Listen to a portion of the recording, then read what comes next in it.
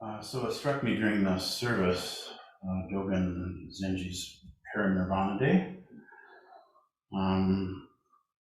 It might be nice to bring his voice, his words into this space before I start in here. When even one person at one time sits in Zazen, they become imperceptibly one with each and all the myriad things and permeate completely all time, so that within the limitless universe, throughout past, future, and present, they are performing the eternal and ceaseless work of guiding beings to enlightenment. I offer that to you because you just got through doing that. You just did that thing. I memorized that quote a long time ago because it hit me like a truck when I first heard it. And you've got it now on the recording. A lot of you know that passage. I encourage you to have a relationship with it. Ask yourself if you believe it. I'm not saying if you don't, your job is to believe it, but I would recommend having a relationship with that idea. It's kind of a lofty thought, isn't it? All right. So hi, everyone. Hi. Good morning. It's nice to be here. I have had the good fortune of speaking at Nebraska Zen Center a number of times now, but this is the first time in person in the flesh. So my breath is minty. And my eyes are glittering. I'm happy to be here. I am from the Twin Cities. I'm from Flying Cloud Zen community in Minneapolis, St. Paul, and also I'm a senior teacher at Minnesota Zen Meditation Center in Minneapolis. A lot of you have heard of that. So we are extended family here, right? Not only are we Soto Zen, but we're all in the Katagiri lineage, Katagiri family tree. So it's like visiting cousins. Some of your faces are familiar to me, some because of yesterday, and some of your faces are new to me. It's wonderful to be here, and I very sincerely thank you for having me. So what we're going to talk about today is appreciation, the idea of appreciation, what that actually is. I'll explain to you in a few minutes why I'm on that trip today, but I want to start with something else. And for those of you who were here yesterday, for our retreat, we spent the day playing with the Song of Zazen by Hakuin Zenji. And I'm seeing a connection between what we did yesterday and the appreciation talk that we're going to play with today. So for those of you who are here, see if you can find the bridge. If you can't find it, don't worry about it. But this is the story I want to start off with. And as I'm telling you this very brief story, what I would be interested in knowing, actually what I'd be interested in you knowing, is what feelings arise in you as you hear it. Right? So Buddha would call this mindfulness of emotion. When it showed up, I noticed that it showed up and I knew what it was. Does that sound like mindfulness of emotion? Do you? No. Notice. I'm at the Minnesota State Fair at a Duran Duran concert in late August 2023. Between songs, lead singer Simon Le Bon is staring off into the distance of the darkening evening sky behind us. Look, he says, pointing, an old friend has joined us. We all turn to see a huge harvest moon, full and deep rust yellow, rising behind the grandstand. It's absolutely magnificent, and everyone cheers mightily. She's priceless, Simon explains in awe. And then he takes a breath and adds quietly, and she's worth half as much as you.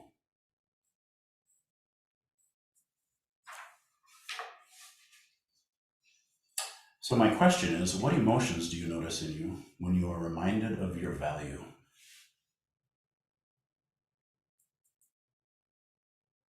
And why?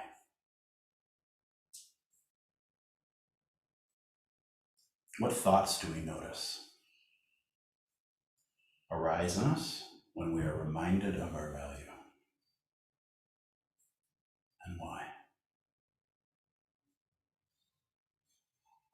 And then finally, how do we behave? What action do we take? What do we do when we are reminded of our value and why?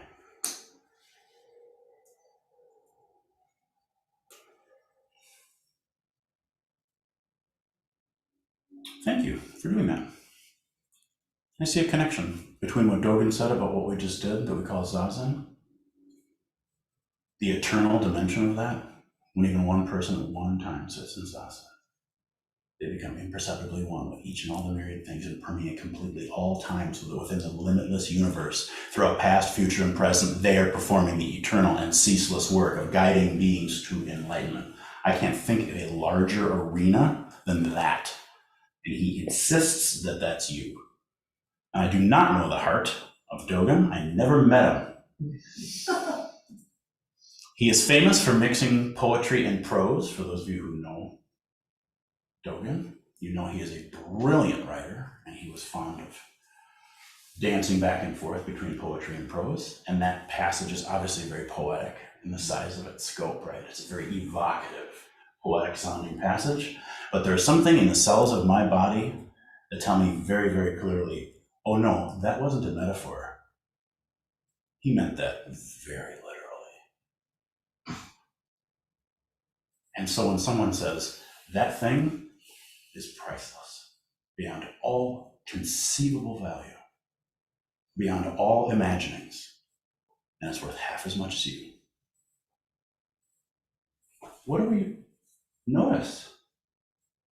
I notice in myself a lot of resistance. I'll tell you the truth. I notice in myself a lot of resistance. Thank you, Dogen. That's really inspiring. Thank you, Harvest Moon. Thank you, Simon Le Bon. I appreciate your kind words. You're obviously talking to somebody sitting behind me.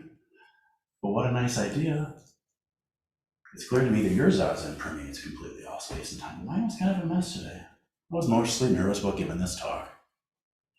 Watch myself review again. Your Zazen clearly is guiding beings eternally to enlightenment.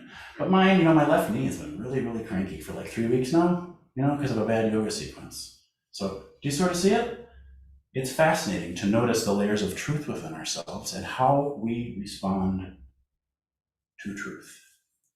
Because I know rooms like this, rooms we call Zendos, are designed to be containers of truth, places that we go that are so brave by their design and by their stewardship that we get to look at truth right in the face and allow it into us, allow ourselves to see it, to be it, to recognize it as us. I know that's why we're here. And so what that brings up in me is I should then have a relationship with all of the different parts of me that show up when I look in that mirror. I don't know. Does that make sense? That's where it took me. So I'm not sure why Simon Le Bon and Dogen decided to team up in my noodle today, but that's what I'm very surprised because I don't even like Duran Duran. That was really amazing. Oh yeah, he was lovely. He was really lovely. So now I'm going to give the talk. All that was just, And I promise to keep my eye on the schedule. I'm not going to keep you long. What I want to talk about is the idea of appreciation. I'm going to start with a quote from Maizumi Roshi, Taizan Maizumi Roshi. A lot of you know that name. He was one of the first Zen pioneers, along with Kagiri and Suzuki. He came about at the same time. He had a very large following and ordained and transmitted many students. The name of the book that his students transcribed and published of his, one of the 2 or 3 books, I guess, that they transcribed and published of his teaching is called Appreciate Your Life. Maizumi, Taizan Maizumi Roshi, Appreciate Your Life. I recommend it. It's short. It's a pretty easy read. And there's a lot of depth to it. It's a little like Zen Mind Beginner's Mind, and the language is pretty plain. It's not super complicated. It's not uber Buddhist. But the Dharma that's in it is pretty good. I really like it. So appreciate your life. He says in that book, seeing into his own nature, Buddha saw the universality of his life, the freedom of his life. Life is absolutely free from the beginning. It is not at all restricted. The Buddha found this out, and we should appreciate our life in this way. I'll say it again. Seeing into his own nature, Buddha saw the universality of his life, the freedom of his life. Life is absolutely free from the beginning. It is not at all restricted. The Buddha found this out, and we should appreciate our life in this way. Again, for those of you who were here yesterday, that's like exactly the first line of Song of Zazen.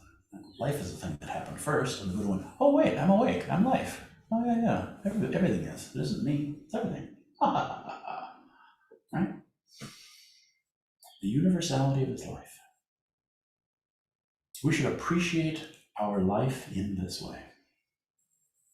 So this is on my mind because I was having tea with one of my dear friends at the Zen Center, and I very much want to drop this person's name into this talk, and I will refrain from doing that because I know this person would not appreciate it.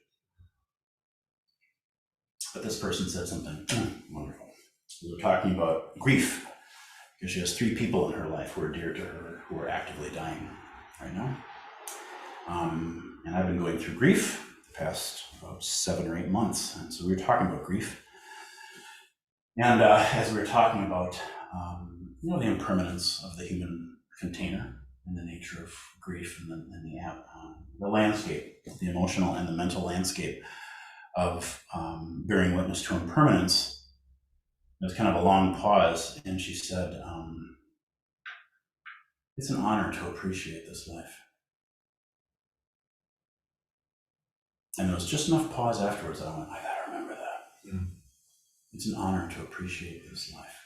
I think it hooked because I already had my Zumi in my head. Appreciate your life, appreciate this life. The idea of appreciation and the connection between Zen and appreciation, to savor, right? To notice, to embody fully, to be fully mindful of, to be appreciative of. But what she added was, it's an honor to appreciate this life. And more so, the context in which she said that was, we're talking about people dying. And what arose was, it's actually an honor to appreciate that happening. She was not describing comfort, she was not describing enjoyment, but like just to be a vehicle of consciousness and to be able to take part in this is actually an honor. And so I decided I'm going to memorize what she just said. I'm going to write that down. I'm not going to let myself forget it because there's something in that for me, right? So that's what I want to talk about today.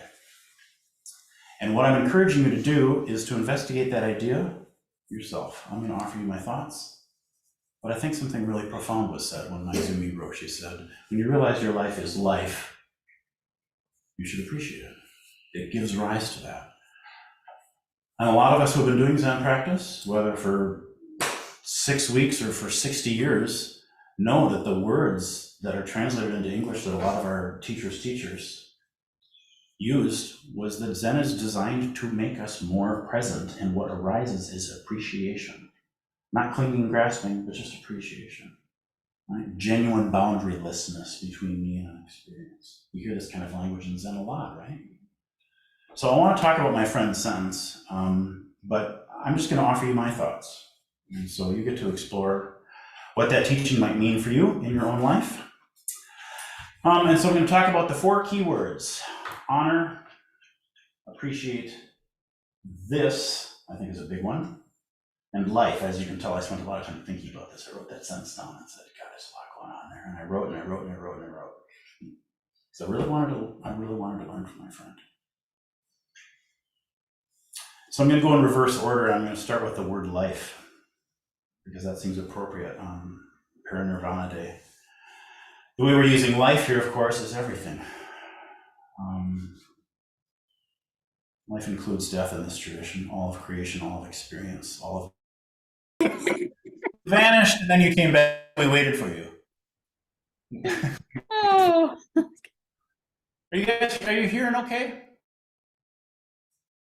The sound is okay there at home? Okay. Now we can. Now we can. At least. Oh.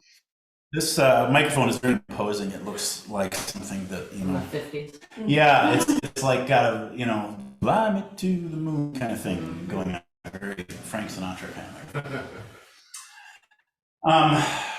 why are we defining life in such a grand way? We're defining life in such an all-encompassing way. I think I'll say it again because I think we appreciate as Zen practitioners that picking in what we call picking and choosing, I can appreciate this and not this. That's very human, that makes sense. That's very much what our ego selves do, of course, your preferences. But we understand that the landscape we're being invited into with practice doesn't have such limitations. If I can appreciate this and not this, the limit is mine. The limit isn't reality. Does that make sense? Like something isn't broken about creation. If I can't appreciate it, it's about me. The limitation is here. So you go, oh, it's an honor to appreciate this life. That means everything. If there's the thing in there you can't appreciate, that's you, not it. Right? This is a common tendency of mine. We all do this, every single one of us, every single day. We all agree rain is bad. And you're like, well, no, actually it isn't. You guys all really hate that song, right? Well, no, actually not everybody does. You guys all really love peanut butter on your, well, no. But this is how we work, right? We project out and we assume things external to us have some sort of agreed upon constant value, and then they just don't. They just don't. That's why we look so deeply at things. That's why we are exposed to the teaching of emptiness when they look at something very closely. But it sort of stops being separate and merges into. And its goodness merges into badness, and its badness merges into goodness. And we start going, oh, that's me. Oh, that's me, I see. It's an honor to appreciate this life. Is an invitation to see, of course, boundarylessness and everything, but the appreciation, the onus of the appreciation is on me. And the word "this" seems really important. I love the way that was expressed. It would be very easy to say it's an honor to appreciate my life. There's nothing wrong with that. I can have ownership over that. But I notice there's a very different feeling in me when I say it's an honor to appreciate this life. Because as I say, this life, all of us in this room are included in that. All of us everywhere are included in that. Oh, yeah, this life. Can you feel by making that impersonal that we're all, yeah. That's what we call transpersonal. Not mine, not yours. This is a present tense state. It's immediate. We also understand that it includes the past and the future. When we admire the Grand Canyon, we are admiring both the past, the present, and the future. Our admiring is outside of time. And it touches all three worlds at once. In your translation, do we say the three worlds here, or the three? It's supposed to be 6 realms of existence, I think is what was missing. Well, the three worlds is past, present, Right. and future, which is a little different than the realms. Anyway, in our translation of the all Buddha's 10 directions 3 times is the translation we use up at the 3 worlds of the 3 times is the past, the present, and the future. Our state of admiring is outside of those things, which means it can touch them all equally. This life, when we say this life, it's an honor to appreciate this life. We know that includes the past, the present, and the future. And then the key word in Maizumi's book, and the key word in my friend Zen's appreciate. That's got a lot of different possible meanings, so I'm talking about it in a particular way. I'm going to suggest today that it's one way of talking about mindfulness. We all know the word mindfulness now, right? We know it so well that we kind of tend to not hear it. At least I can say for myself, I tend to not hear it. I tend to translate it into non-identified, non-egoic, non-judgmental observation. So that sounds clinical and awful. Non-judgmental observation. Oh, for crying out loud. Oh, darling, I non-judgmentally observe you. It doesn't really evoke emotion, does it? Of course, mindfulness implies non-judgment, of course. That feels like a nice starting place. Mindfulness does mean disidentification, but what it doesn't mean is to disown or disavow. What I'm saying is when we figure out that the thing that I am observing is not me, that shouldn't mean we don't care. And we're very quick to do that, right?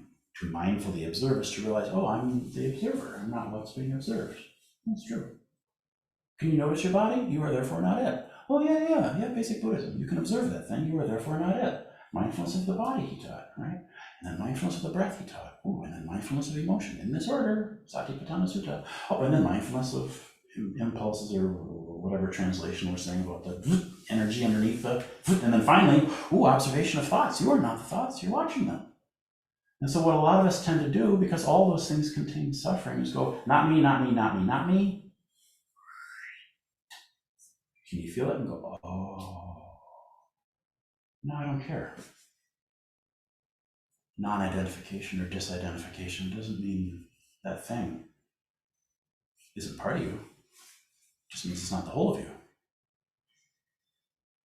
Right?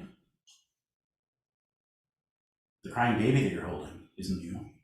You understand that when you're holding a baby that's crying. You're not confused about who that is. You're not confused at all about who that is. But you're holding it awfully close, aren't you? Its cheek is right up against yours. You can feel its hot breath as it cries. You bet you care. You don't have to grasp and attach and own. You don't have to have an agenda. You don't have to turn it into you. No. But you also don't have to do the opposite, which is, it sounds like you're having a bad day. Sucks to be you. Gotta go. Because you can. You can leave the house. You won't hear the crying anymore. People do that. They do that on the cushion all the time. When their suffering rises, they go, where's my breath? There it is. I'll just weaponize my breath by turning away from the thing in me that was crying, not you. Ooh, turns out we do that a lot. Turns out that's so habitual for all of us that we need to be reminded, no, you can appreciate stuff that sucks. It's hard, and you can still appreciate it. You can appreciate the sound of that cry. Of course you can. You can appreciate the pain that's in your own body. You can appreciate the choke that comes to your throat when you remember the person that you lost. You can appreciate that. Is that not part of your life?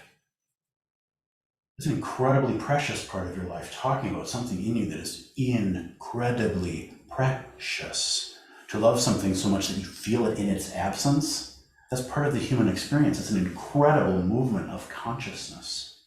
Think of the connection that is still alive. Think of the non-separateness that's showing itself in your body as pain or grief or dukkha. And so to say, I will include you in the arena of my appreciation. You are still here. I feel you. To appreciate that. Again, not to cling, grasp, try to cultivate, try to create. I'm not talking about that. We're just noticing that it's there like the harvest moon. I include you. I include you, yeah. That's the size of Zazen Dogen is talking about. That's the size of Zazen we're all welcomed into doing when we come into this beautiful space. To remember, I am life, I am consciousness. I can include all of it. I can appreciate all of it. I really can. That is my birthright. I will grow into doing that. I vow to do it, actually. I vow to do it. I vow to do it. Wow. Think of the size of that. And its intimacy with everything. I noticed Thich Nhat Hanh, a lot of you, of course, you all know that name. I noticed the subtle change in his language as he taught during the many years that he taught. At the very beginning, he was the pioneer of mindfulness of breathing.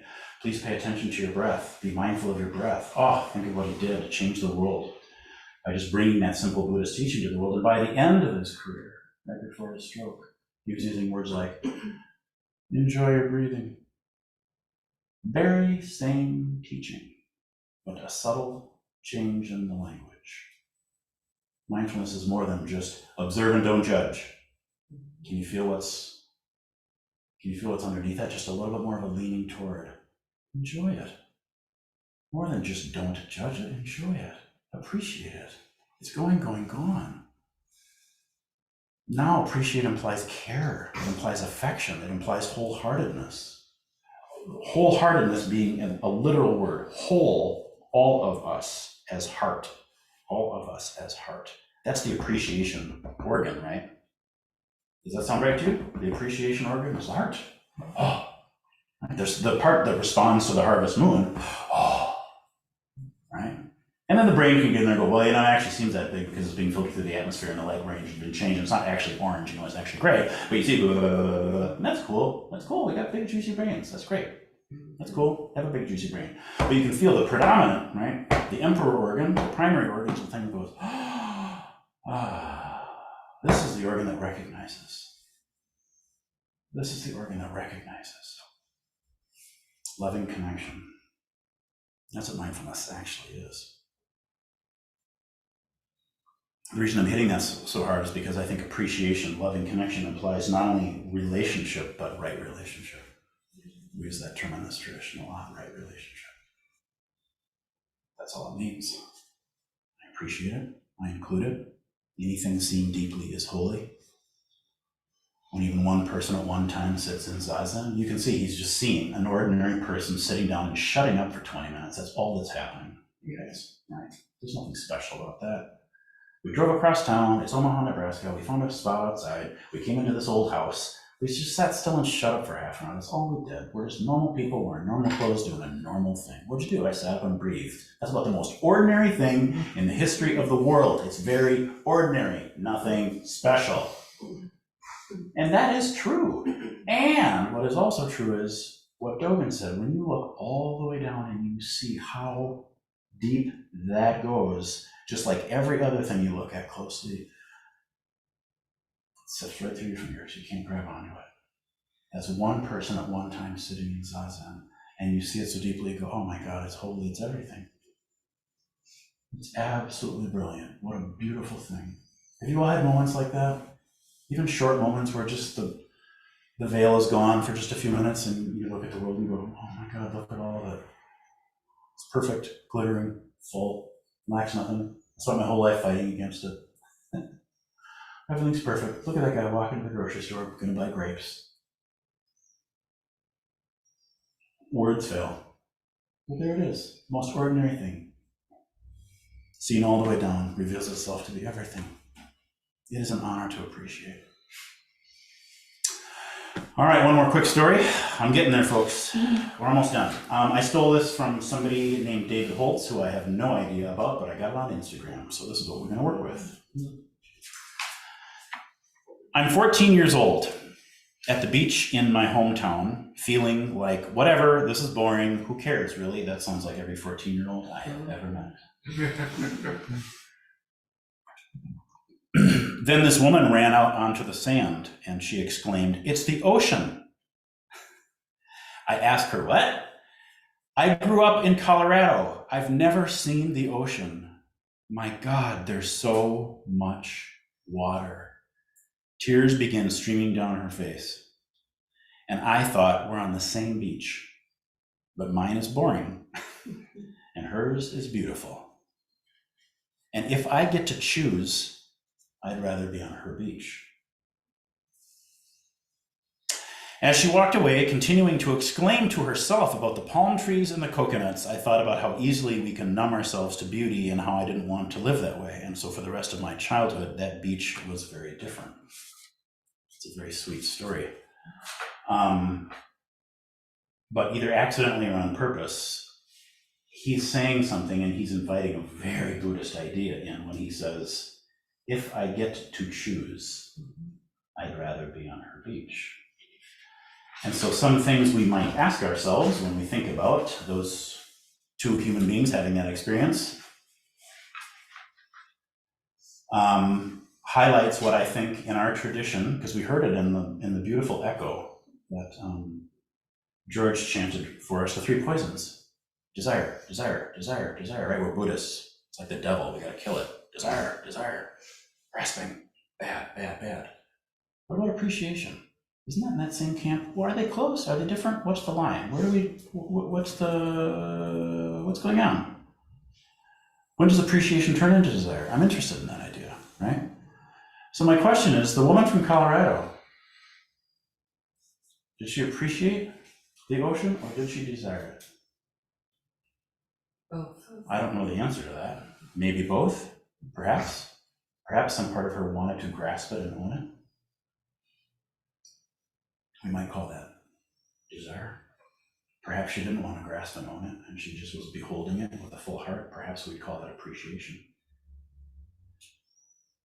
Did the narrator appreciate the ocean? Did he desire it? At the end of the story, our narrator says he didn't want to live that way anymore. He was aware of his choice, and so for the rest of his childhood, that beach was very different. His comments suggest to us that we have some agency over how we perceive the world. That's the part, of course, that felt really Buddhist to me, right? I'm asking if you think that's true. Do you think it's true that you have agency over how you perceive the world? And if that is in fact something you believe is true, what do you imagine that he did to change his perception? Because remember, he's a 14-year-old, he's sitting on the beach and he's bored. He watches somebody appreciate the thing he is bored by, and he realizes he has a choice. So what did he actually do there? Just carry that question with you. That's not a question we need to answer right now. But that actually seems like a really relevant question in this room. Like what? Kid's the same, beach is the same. What happened? Something about his awareness. Something about what he did with his awareness, right? That changed it from I'm bored by this to, oh, right?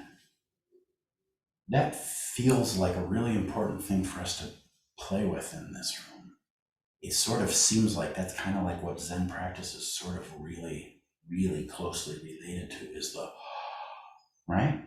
My Zazen was boring. Yeah, I know that feeling. All of you know that feeling. What does that mean? What is that about? For me, I can't say it's the way the bell was rung. Oh yeah, screwed up the bell. Now it's going to be boring Zazen. Wouldn't it be cool? He had that much power. Think of how much money he could make. I guarantee amazing Zazen, because I will ring the bell in such a way that I promise you will notice that isn't that fascinating? Because I know that when I'm sitting in a zendo full of people like yourselves, that if I'm sitting here and being bored, the person sitting next to me is probably experiencing grief, and the person sitting next to them is experiencing anger or frustration, and the person sitting next to them is experiencing sleepiness, and the person next to them is right? And you go, wow. We're all devoted to coming to this place and being really, really, really present and trying our best to appreciate whatever is showing up. And that this room is so large, it can include all of those things. And I'm not failing because I'm bored. But the minute I notice that I'm bored and I'm very, very curious about it, and I go, oh, boredom is here. I wonder what that's about. Hey, I'm really interested. Can you feel now I'm appreciating? Suddenly boredom isn't some sort of enemy to be defeated. It's just a wave. It's a wave to be very, very curious about. So, I'm going to end with my friend's first word. The first word I wanted to talk about, because I think that's the most important thing. Appreciating our life, appreciating our life. Appreciating our life is what Maizumi Roshi encouraged us to do. And my friend said it's an honor to appreciate this life. And I think Maizumi would agree with her. But I want to end with that word because although that word, like appreciate, has lots of different meanings, honor can mean pride, right? You lived a life of honor. We're talking about puffed up pride. That's a defense. It's shame, right? That's an ego-based understanding. The way that this was talked about, we're talking about a very different type of honor. Again, I'm going to suggest to you today that honor is right relationship. When I honor you in my relationship with you, I am in right relationship with you. This relationship honors us both. You can kind of feel, right, the spirit of that. Honor is a gasho, the spirit of willing and grateful surrender, the surrender of attachment, the surrender of privilege, the surrender of preference, the submission of our ego to our Buddha nature, our truest self. Honor is profound respect. Honor is spiritual joy. And as Soto Zen Buddhists, honor is in lots of ways connected to our vow. is connected to our vow. It might be safe to say the Bodhisattva vows are a way of saying, I vow to appreciate this life. It is my duty to do so. It is my privilege to do so. It is my honor to do so. But that is my vow. I vow to appreciate this life. So, I remember today our infinite value, and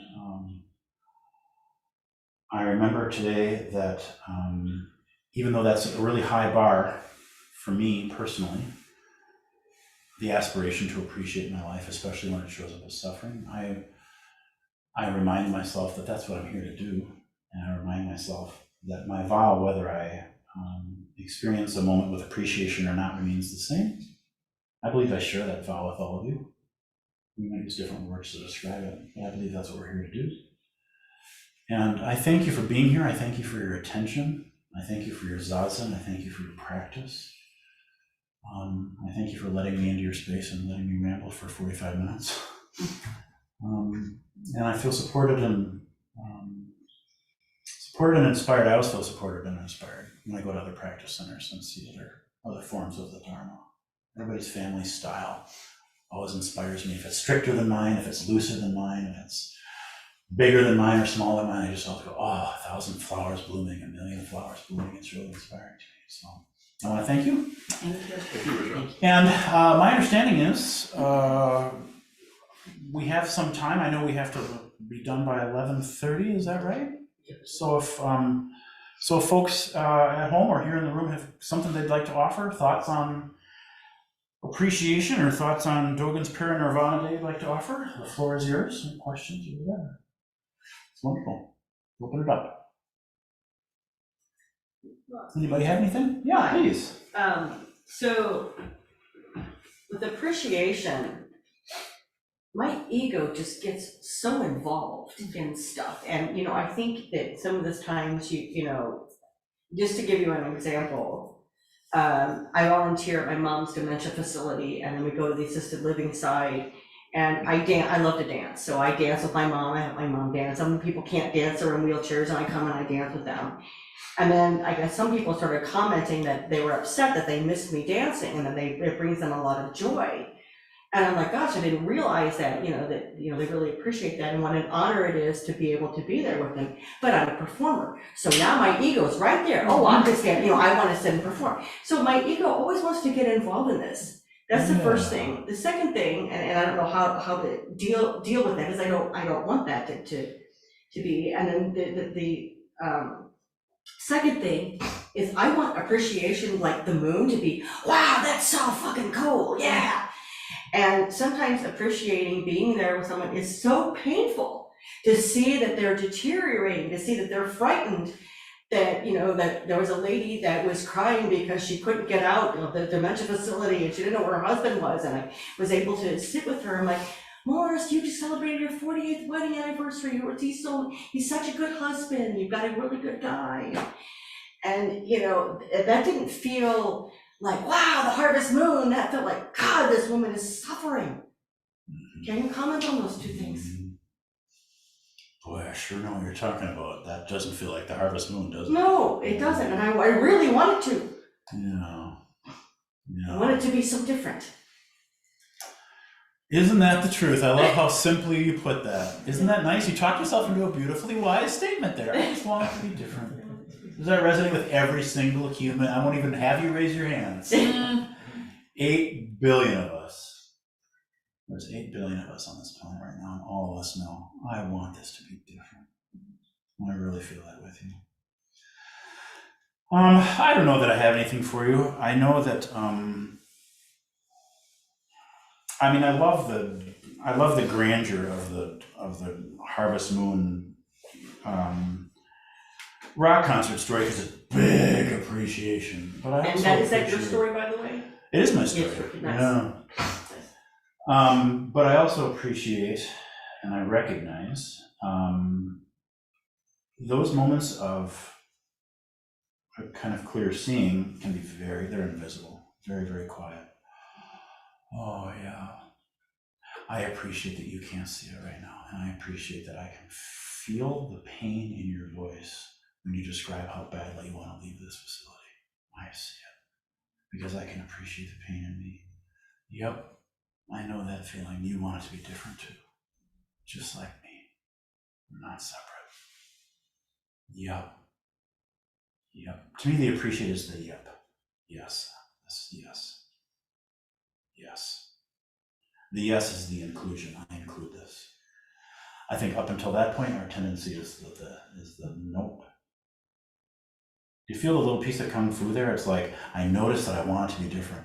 Yeah, I notice that I want it to be different. That's the magic trick. I've just become the noticer of the preference. Of course it's there. I expect to have an ego self who wants it to be different until that ego self is dead. It would be silly for me to expect that to be different, right?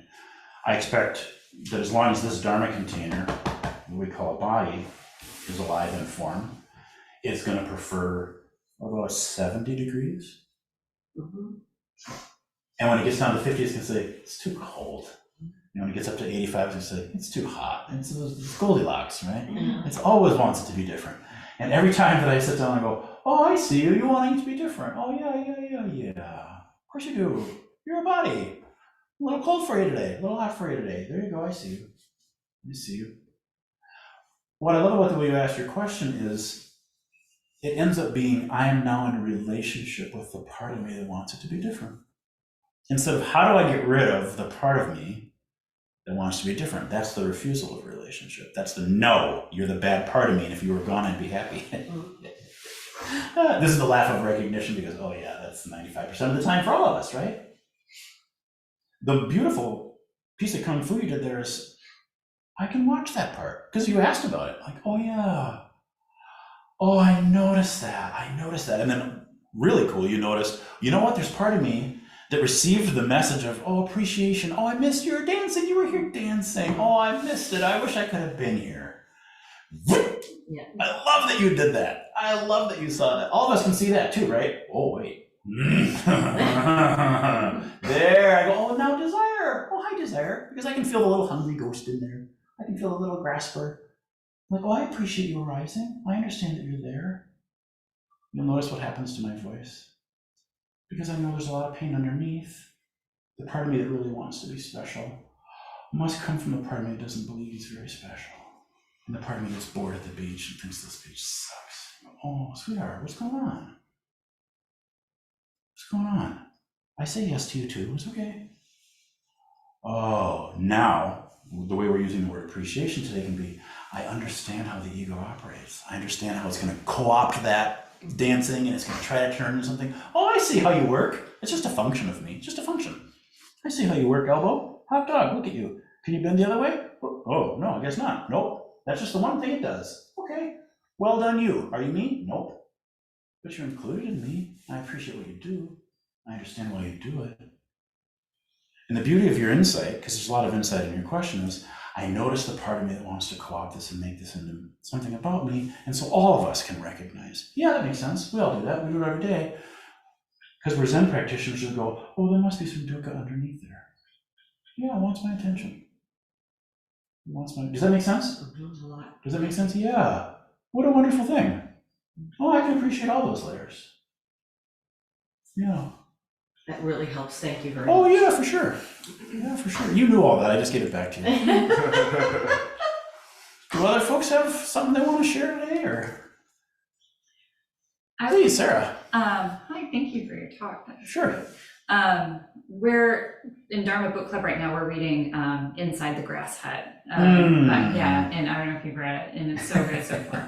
And I'm noticing, I just got done with, I can't remember, chapter 2, I think, and I'm noticing some parallels between what you were talking about and how you were framing appreciation, and how the poem that the book is about is very much about like ease and living with ease. And so when you were talking about appreciation and how obviously it includes like everything that's joyful and expansive, and but also really trying to widen the scope of what that means to include even things that are challenging. And difficult and parts of ourselves that we don't necessarily, find flattering or whatever. But the way the book talks about ease, and the sentence I highlighted was that ease is a discipline, which sounds counterintuitive, but the things that you were talking about, appreciation, to me included all the things about ease, maybe more so ease, appreciating the things that are difficult, that we don't necessarily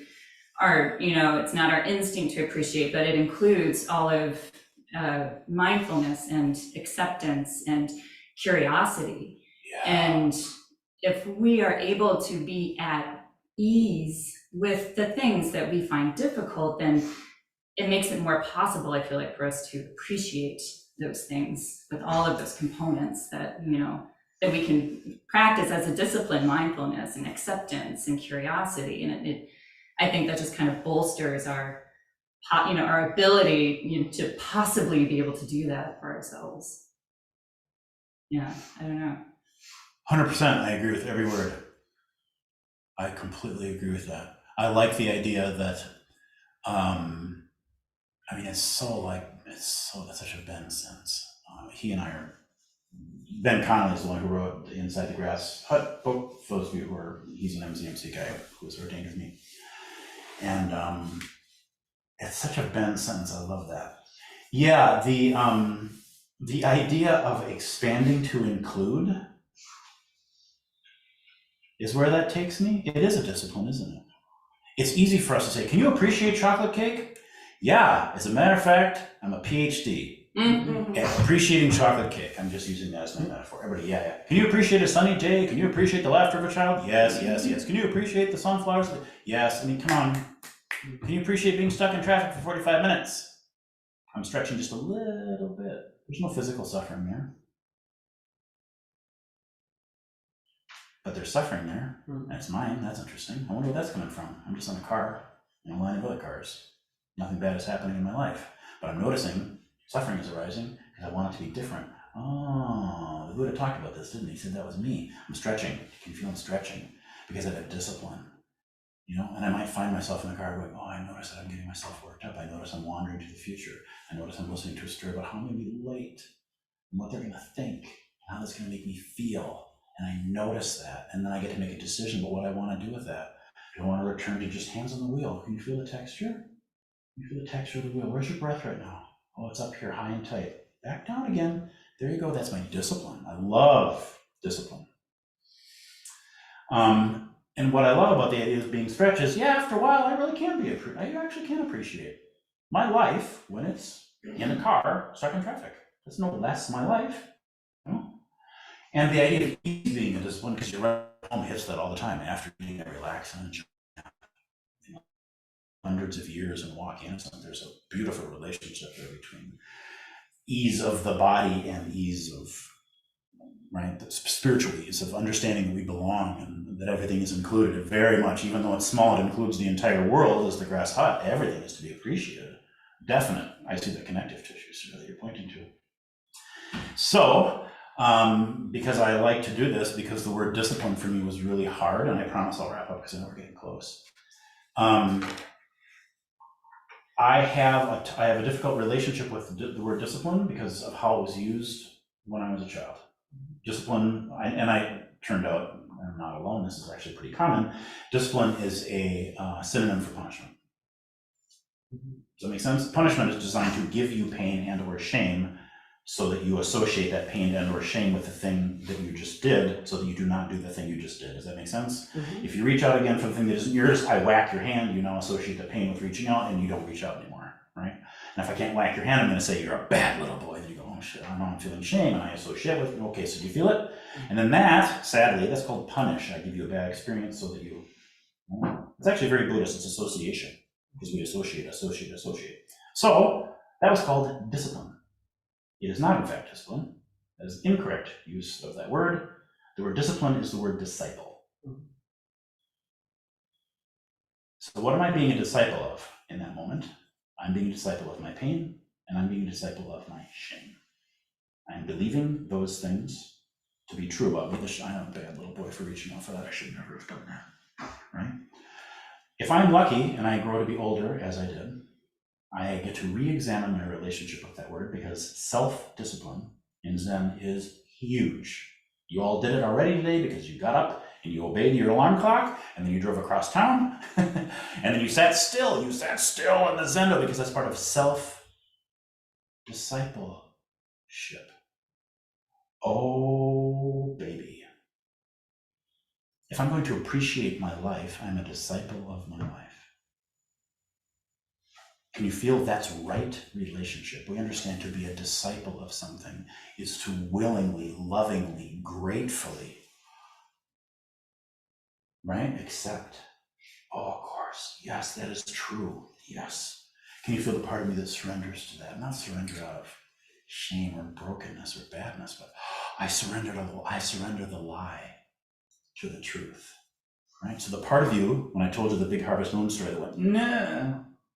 And the part of you, when you heard the Dogen quote about how your Zazen is what it is, the part of you went, no, it's just for me. I just sit 20 minutes a day because I really want to have a chiller mind. And we end up being invited very kindly to surrender. As part of our practice, we surrender that much smaller narrative to the truth of what we really are. It's absolutely a discipline. It's absolutely the movement of our Buddha nature. So absolutely ease is. And the connection between appreciation, ease means to be not defended against, to not be resistant to. That's kind of where I think he takes it in the book, if I remember right. Mm-hmm. It's been a while since I read that. But yeah, for sure I see those. You know, Shitu's voice and Hakuin's voice are very, very different. But because we spent the day yesterday with Song of Zazen, and because Hakuin must have been in kind of a ooey gooey, feeling good mood when he wrote it. They both have kind of a friendly, there's actually a lot of overlap. Ben and I have talked about this. There's actually a lot of overlap between the teachings of those two poems. So yeah, I hear you. There's a Dharma talk in that. Sarah, next Sunday. All right, folks, I know I want to honor the schedule. I really appreciate your engagement with all this stuff. Isn't it nice to be able to do this? We're so lucky to have Nebraska Zen Center. Thank you. I really appreciate your time. Thank you. And I know we have a